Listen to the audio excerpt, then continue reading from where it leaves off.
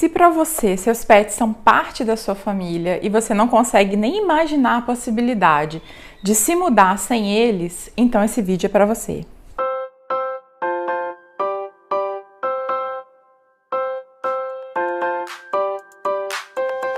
Olá pessoas, eu sou Berekia Vegato e atualmente eu moro em Padova, na Itália. E no vídeo de hoje eu quero falar sobre uma parte muito importante da nossa viagem, da nossa mudança, que foi o transporte dos nossos pets, né? A gente tem dois bichinhos, a Luna, que é uma cachorrinha já idosa de 15 anos, e a Ária, que é uma gatinha de 5 anos.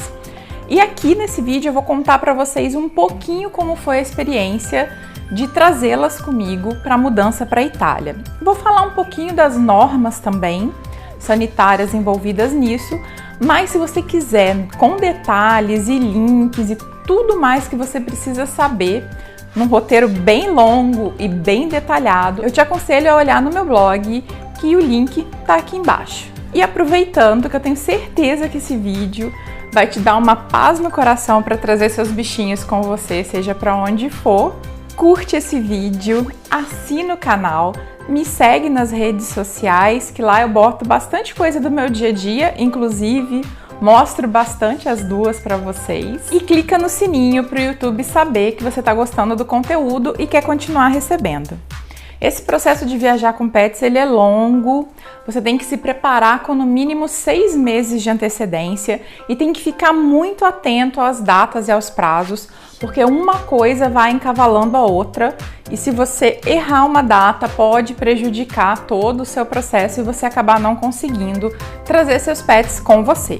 E o primeiro conselho que eu te dou, que é para você já fazer agora, antes de começar todo o processo, é pegar uma pasta dessas normais mesmo, de colégio, e já colocar o nome do seu pet bem grande, escrever "para viagem do meu pet", e ali colocar toda a documentação que a gente vai falar a partir de agora. Então a primeira fase é a fase da documentação obrigatória, que é a emissão do Certificado Veterinário Internacional, que vocês vão ver por aí como CVI. A primeira etapa, então, é a colocação do microchip, que tem que ser feita antes da vacina antirrábica, tá?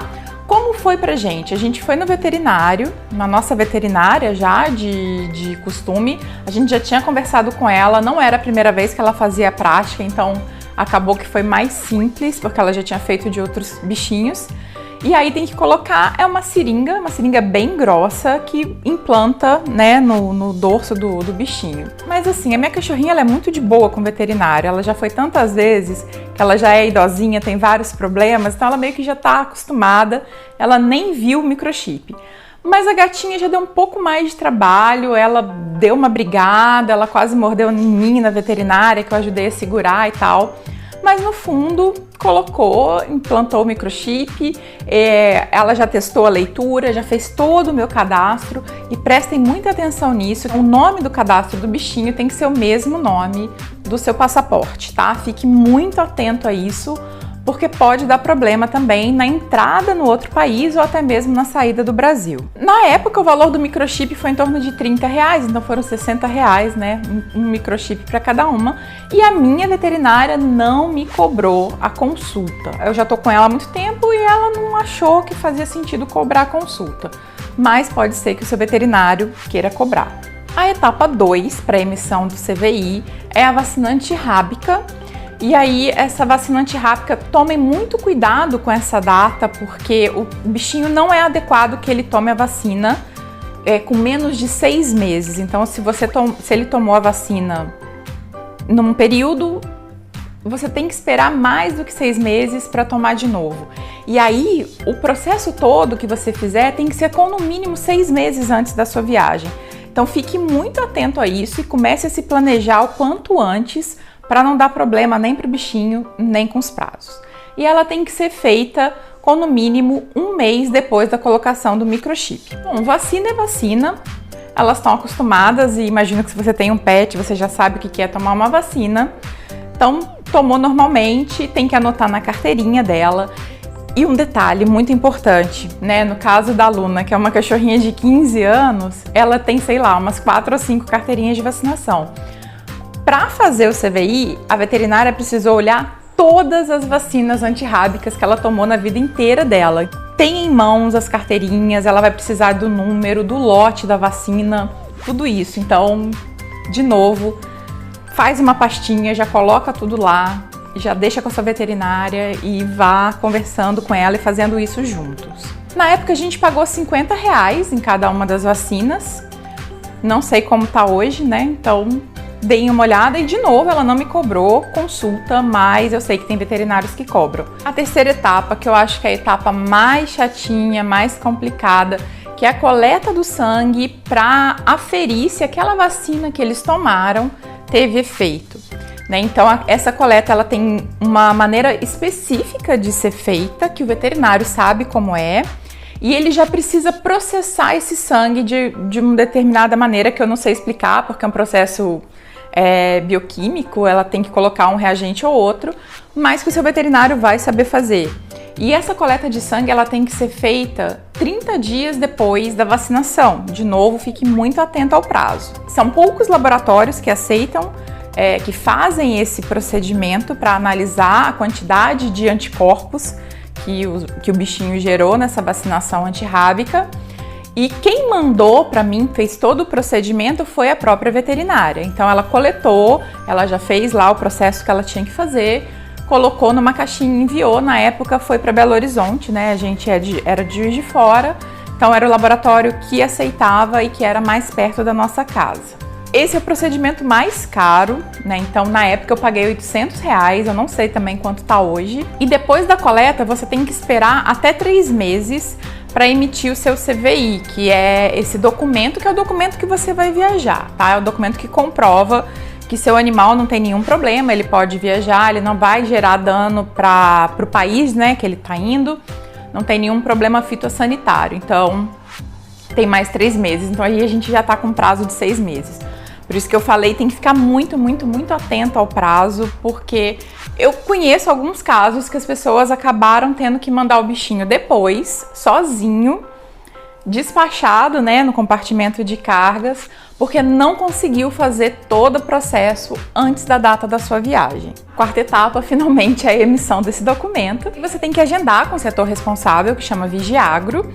E na época eu entrei no site, dei uma olhadinha e precisava ligar para agendar, e o Vigiagro mais perto da minha casa era no aeroporto do Galeão. E aí essa visita ao Vigiagro, ela é no máximo com 2 dias antes da sua viagem, tá? Então é assim, você já está enlouquecido, fazendo toda aquela confusão de processo de arrumar mala, de arrumar seus documentos, e se você vai levar seu pet, você ainda tem que se deslocar até o Vigiagro mais próximo, e geralmente é nos aeroportos internacionais, para fazer a solicitação. Eles me mandaram um e-mail com toda a instrução e toda a documentação necessária que eu precisava fazer, só que eu já estava fazendo há muito tempo, já tinha estudado e pesquisado. E aí eu preenchi toda aquela papelada, a minha veterinária teve que preencher mais uma papelada e junto eu coloquei o certificado do microchip, o certificado da sorologia antirrábica, tudo isso juntinho. Levei até o Vigiagro, eles olharam, estava tudo certo, carimbaram, assinaram, todo aquele processo burocrático que a gente sabe como é. E pronto, aí era só viajar. Segundo ponto, que é a compra das passagens. Sim, elas não vêm de graça dentro do avião, né? De qualquer jeito, no nosso colo, como era que a gente queria. Então também tem algumas normas para a gente comprar a passagem e ir para o transporte deles dentro do avião, além de toda essa documentação que eu já falei com vocês. O meu conselho é, assim que você souber a data da sua viagem, você verificar com a empresa que você vai viajar quais são as normas daquela empresa. E aqui não adianta eu falar, porque cada empresa tem uma norma diferente, então você verifica com eles o que precisa para o bichinho viajar e se eles permitem que o animal viaje com você ou no compartimento de cargas, tá? Geralmente isso tem relação mais com o tamanho do bicho do que com outras normas. Então, no meu caso, era até 5 quilos. Como elas têm menos de 5 quilos, elas puderam viajar comigo na cabine, né? Não precisaram ser despachadas. Mas se elas tivessem mais de 5 quilos, elas teriam que ir no compartimento de cargas. Para mim foi ótimo, porque eu vigiei o tempo todo a viagem delas, eu ia ficar maluca e ansiosa se elas fossem despachadas, mas eu já vi relatos de pessoas que despacharam os animais e falaram que os bichinhos chegaram de boa, super tranquilos.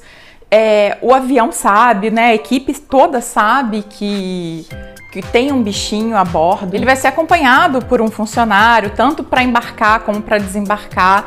E geralmente eles te entregam o bichinho quando você vai pegar suas malas, né? Ele não vem na esteira de malas, mas ele é entregue ali naquele mesmo local onde você vai buscar sua mala. No nosso caso, né, além de toda a documentação, elas ainda precisaram vir numa bolsa, que era uma bolsa flexível e tinha um tamanho padrão, que foi super difícil de eu achar. Elas têm que vir embaixo do banco da frente, né?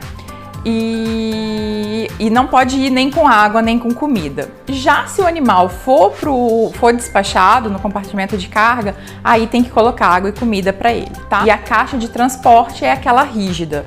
Quando ele vai dentro, é a caixa flexível para poder colocar embaixo da poltrona da frente.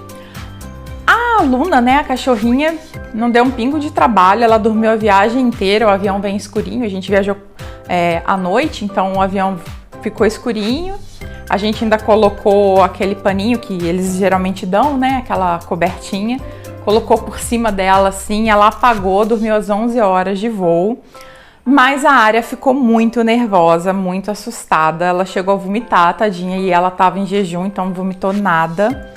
E aí eu fiquei bem preocupada e acabei vindo, quando podia, eu vim com uma bolsa dela no colo e abri um pedacinho da bolsa, coloquei a mão nela e fui acalmando da maneira que eu consegui a viagem toda. Então eu não preguei o olho, porque eu fiquei cuidando dela ali bonitinha. Outro detalhe fundamental, principalmente para gato, é que quando você passa, né, no detector de metais, você tem que tirar o bicho de dentro da caixa. A caixa é igual quando a gente tem que tirar o computador para passar a bolsa, tem que tirar o pet vem no seu colo. E gato é uma coisa um pouco mais difícil, então assim, corte a unha do seu gato antes. Eu fiz isso, eu tive essa percepção, apesar de eu não saber que eu ia ter que tirá-la da bolsa. E coloque uma coleira de identificação, além do microchip, coloque uma coleira de identificação, uma guia, uma maneira que você consiga segurar, porque se o gato escapar, ele vai causar confusão no aeroporto. E o último detalhe é que muitas empresas não transportam animais braquicefálicos, que é tipo pug, bulldog, que são esses cachorrinhos com focinho bem curto, ou gato persa, gato angorá. E aí a dica principal em relação à compra da passagem mesmo no dia que você for comprar a passagem, você já compra a sua e a do seu pet. Porque tem um limite também de pets, independente de ser na cabine ou despachado. E no voo que a gente veio, por exemplo, só podiam 2 pets por voo e era tudo que eu já ia ocupar sozinho o voo. E algumas dicas de tutor para deixar a sua viagem um pouco mais tranquila. A primeira delas é: compra a caixinha, compra a bolsa, o que é que o seu bicho vai ser transportado com antecedência e deixe lá para que ele se adapte. Coloque um brinquedo, uma mantinha, coloca comida, petisco. Faça com que ele ache interessante e divertido aquele momento na caixinha, para que ele não fique traumatizado de você ter que enfiar o bicho de qualquer jeito só no dia da viagem. Faça uma malinha para eles com coisas importantes que você vai precisar, né, logo que você chegar e não vai conseguir muitas vezes comprar. E sempre traga alguma coisinha que seja que eles estejam acostumados. Então, um brinquedo que ele mais gosta, às vezes o próprio potinho de água, né? No meu caso, eu trouxe a caixa de areia, eu comprei uma caixa de areia menorzinha e trouxe comigo, trouxe um pouquinho de areia. Então, tudo isso para deixar um pouco menos estressante do que já é uma mudança dessa para eles e que eles se sintam o mais rápido possível em casa, na nova casa. É muito comum também que os bichinhos enjoem durante a viagem, né? Aconteceu com a minha gatinha e pode acontecer com o seu pet também. Então é importante que você tenha uma maneira de limpar o bichinho, né, durante esse momento. E se ele vier transportado, que ele venha com espaço suficiente para não ficar em contato se ele passar mal. E aí um detalhe é não dê nenhum medicamento que não seja indicado pelo veterinário. Primeiro, porque a própria tripulação ela vai verificar se o pet está acordado, principalmente Se for despachado, eles não permitem que o bicho esteja dopado, porque ele pode sufocar com o próprio vômito e aí o pior acontecer. E ele pode ter uma reação alérgica ao medicamento, então não vale a pena. Se o seu veterinário te recomendar um remédio para enjoo que não dê sono, que não faça o bicho dormir sem que você veja, use, né? Mas também é bom sempre dar uma testada antes para ver se não vai ter efeito contrário ou até causar uma alergia. Aqui elas usaram um ansiolítico natural, elas usaram um fitoterápico, que era um ansiolítico, e eu tive que começar o processo com elas, colocando algumas gotinhas na água, é tipo um floralzinho assim, colocando algumas gotinhas na água um mês antes da viagem, para que elas já viessem amenizando um pouco o estresse até viajar. Para a Luna eu acho que funcionou bem, mas para a Ária infelizmente não deu muito certo, ela ficou realmente muito nervosa, tadinha. Mas gato é mais sensível, né? Então verifica também com o seu veterinário se o seu bichinho não vai correr nenhum risco durante a viagem. Então é isso tudo, são muitos detalhes, muita coisa, mas só quem ama os bichinhos sabe que não existe a menor possibilidade de deixá-los para trás numa mudança tão grande e tão importante como essa. E aí, se esse vídeo te ajudou, e se você conhece alguém que também pretende se mudar e que tenha pets, ou mesmo que vá fazer uma viagem, os conselhos que eu dei aqui, eles servem para qualquer tipo de viagem. Compartilhe esse vídeo, me segue nas redes sociais, curte o vídeo, assina esse canal que eu quero logo poder monetizá-lo, e se vocês não assinarem eu nunca vou conseguir. Clica no sininho, um beijo grande e até o próximo. Pra gente... No meu caso, que chama